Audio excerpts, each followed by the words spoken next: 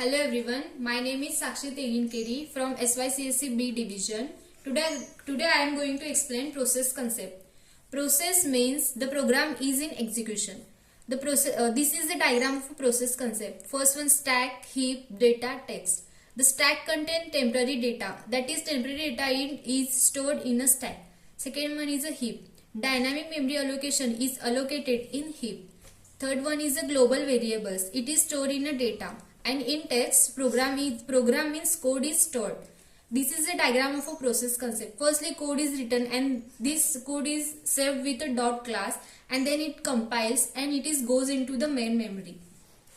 It's all about this diagram. Then process of a program execution basically included 4 types. First one, code. Second one is a data. Third one is heap. Fourth one is a stack. Then process states. As process executes, it changes its states. There are 5 states. First one, new. Second one, running. Third one, waiting. Fourth one, ready. Fifth one, terminated. New. That means the process is being created. And running. Running means the instructions are being executed. Third one, waiting. The process is waiting for some event to occur. That is example, input output. Ready. The process is waiting to be assigned to a processor. And last one is a terminated. The finished the execution. Now, diagram of process state transition. This is the diagram of process state transition. There are 5 types: new, ready, waiting, running, terminated. First one is a new to ready. In this process, the process is admitted into ready queue after the creation. Then ready to running. In this process, the process is selected by the CPU, by the scheduler and dispatched to the CPU. Then running to terminated. In this process, the process is exit after the completion of its execution. Then running to waiting. In this process, the process is request to IO events, waits for some event. Then waiting to ready. In this process, the IO or event is completed, so that process goes to back ready state. Example, IO or event completion.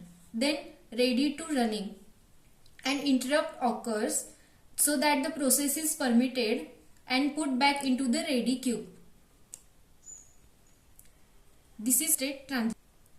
This is all about the diagram of process state transition. This diagram represents how an operating system manages process execution and switching. Each arrow shows a possible path a process can take based on system events or process behavior. Let me know. Now, characteristics of a process of a transition. First one is a control by the OS. Transition are managed by the process scheduler and OS kernel. Event driven. Many transition depends on hardware and software events. For example, input-output completion. Third one, preemptive or non-preemptive. Transition like running into ready can be due to the preemption in preemptive scheduling. Fourth one, resource to dependent. Some transition like waiting to ready depends on resource availability. Fifth one, queue-based management. Processes in each state are usually managed in queues.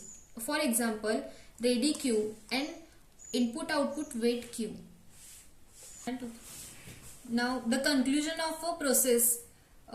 Process state transition are fundamental to how an operating system manages multitasking and resources allocation. By transition process between status like new, ready, running, waiting and terminated, the OS ensures efficient CPU utilization, responsiveness and coordination of concurrent tasks. Thank you.